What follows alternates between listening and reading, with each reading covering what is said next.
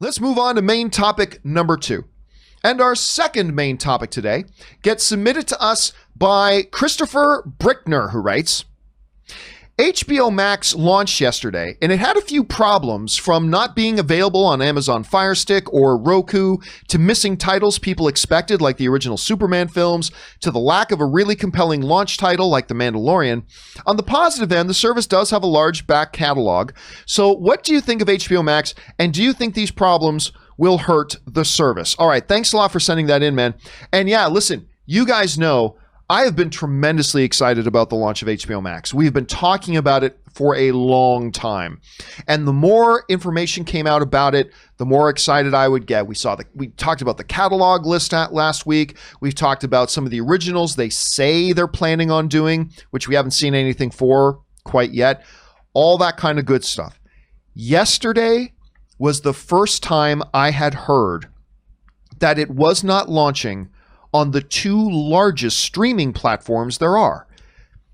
Roku, which is by far the number 1 streaming platform, and then Amazon Fire and their Fire Sticks and things like that. Not available on those either. To which I immediately went, wait, what? Because one of you guys wrote into me actually and told me that initially, and I was like, no, that can't possibly be true. Is that real? That can't be real. HBO wouldn't be so dumb as to launch something like this without being available on the largest streaming platforms. Come on. But the problems got worse, because not only did they launch, then we started hearing all sorts of complaints about the interface. I've heard the user interface is terrible. I haven't seen it yet because I have Roku, and they're not available on Roku. So I started hearing about that. Then we started hearing a lot of the catalog titles that they said were going to be available at launch aren't available at launch.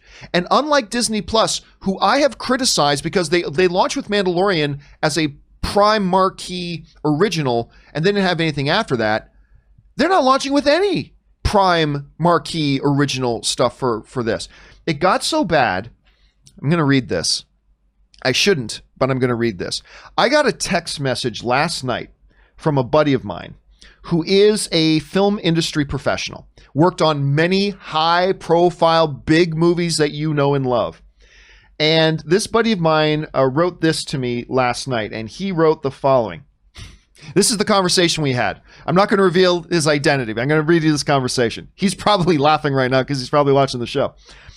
HBO Max is awful. This is coming from a friend of mine who has really also been looking forward to HBO Max. HBO Max is awful. This might go down as one of the worst platform launches in history.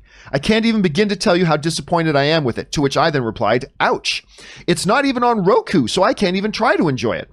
Then my friend wrote back, that's part of it. How do you launch/rebrand without partners like Roku and Amazon lined up? I was so excited for this because they were promising a Disney Plus-like experience for the Warner catalog, and it just ended up being HBO with Friends, Big Bang Theory, and Rick and Morty added. No 4K support, no additional content aside from the movies itself. There's no shape or purpose it seems to have. Disney Plus is a well-curated library of 100 years of Disney content. HBO Max is a top 40 radio station. I can't begin to explain how disappointed I was. I spent less than an hour with it.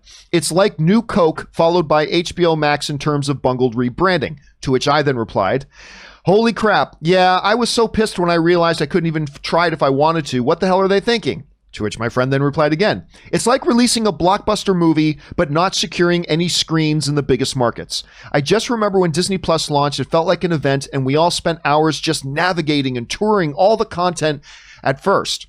With HBO Max, it's like, yeah, this is all the same shit I had yesterday. Okay, so again, that's not some big industry report. That is just a buddy of mine who just happens to be a high-profile film industry professional, and their response to HBO Max. Listen, and also, you know, Apple TV launched with their main channels kind of thing, and it's not available in there either. There's other ways you can get it, yes, and there are other avenues to get it, yes. But as I look at this, and again, I have to preface this by saying, I haven't tried HBO Max yet because it's not available to me. So maybe I'll try it, and I'll love it. Maybe. But Aaron, right now, I'm looking at this and I'm thinking, how do you launch so badly? So crazy. Like, we've been talking for a little while that they already have a perception problem with branding, because it's like there's so much confusion of, Okay, so HBO Now, HBO Go. Yeah, HBO I had Max. to have you explain it to me last week. I've had other people in the damn film industry asking me to explain it to them. That's so you've already got this big problem with branding, right? Mm-hmm. And then you come out of the gate so unprepared. They have known over there for 2 years that they're going to do this service. How do you come out of the gate? How are you so incompetent that you come out of the gate without being on the two biggest streaming platforms there are, without any messaging for your potential audience to say, hey, here's what's going on? You know who did address it? Roku addressed it. Yeah. Here's what Roku said. This comes to us from NBC. As the number one streaming platform, of course, Roku's got to remind you of that. As the number one streaming platform in the US, we believe that HBO Max would benefit greatly from the scale and content marketing capabilities available with distribution on our platform, Roku said in a statement. We are focused on mutually positive distribution agreements with all new over-the-top services that will deliver a quality user experience to viewers in more than 40 million households that choose Roku to access their favorite programming and discover new content. Unfortunately, we haven't reached an agreement yet with HBO Max. While not on our platform today, we look forward to helping HBO Max in the future successfully scale their streaming business. So Roku realizes, hey, the customer is going to want to know what's going on. So we'll address this. HBO Max slinked and snuck around like a thief in the night going, let's launch, but let's not talk about the Roku and that we're not going to be in it. They should have been upfront, clear with their messaging saying, hey, listen, we're planning on being on these platforms. Mm-hmm. We're not right away, but understand we're working on it. We're going to try to get a deal done, all this kind of stuff. Between that, movies that they said were going to be on there aren't there.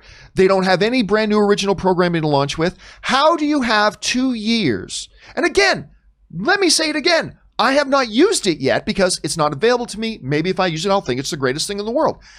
But on its surface, from the outside looking in, I'm thinking, how on earth do you have all this time to plan your launch and you don't have these deals in place yet? You don't have the content you're promising.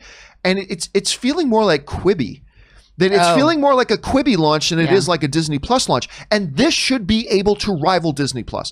HBO Max should be able to rival Disney Plus instantly with their library and with what the access and the resources they have. And it's just, I'm hearing nothing but from people saying they're not happy. So again, I'm saying that as somebody who hasn't tried it yet. Aaron, as a film industry professional, as somebody who works in the entertainment industry. As someone who has an Apple Plus. As somebody who has and has access to it. What are you thinking about this whole launch? What's your perception? I have actually seen store openings at malls that have been better coordinated and better publicized than this, which is shocking and sad. Yes, absolutely. They have a branding issue of having 500 different HBOs available and nobody knows the difference between any of them without having to ask someone like you. I am not a trendsetter. I am absolutely, when it comes to the world of electronics, and I like to follow. I like to let somebody else jump in the deep end and find out if there's a shark down there. My mom actually called me yesterday and said, hey, I'm thinking of upgrading my phone. Can you help me? I said, what kind of phone do you have? She said, I have an iPhone 5. Can you tell me what its trade-in value would be? I was like, that would be probably in the negatives. So I am not the person that's going to, even though HBO Max is available to me, I'm not the person that's immediately going to go, oh my God, I have to get this because it's available and I just want to navigate it for hours and see what's going on. I did that with Disney Plus because of The Mandalorian. Right. Because I knew that everybody would be talking about Mandalorian. I knew we'd be talking about it on the show. I knew that it had to be on my radar and that I had to have seen it. Without any original, at least Quibi has some original programming. Yeah. At least they can say, oh, we have these fun shows that you can watch that'll be interesting. If they appeal to you, for HBO Max to come out the gate with no original programming and to also be like, oh, we don't need Roku. I also love the slight little dig that was it the president of Roku that gave that quote? Well, it's their official statement. Their official statement where they didn't say we look forward to working with HBO Max. They said we look forward to helping HBO Max.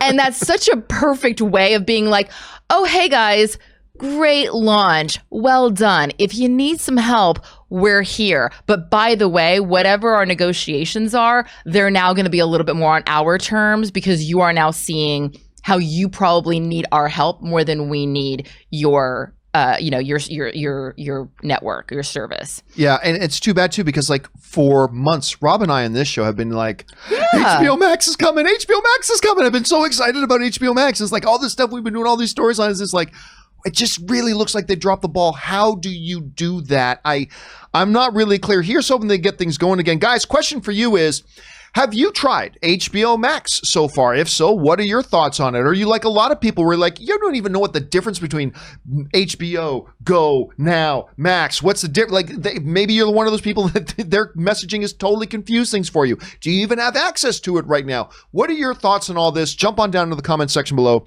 and let us know your thoughts. All right, guys.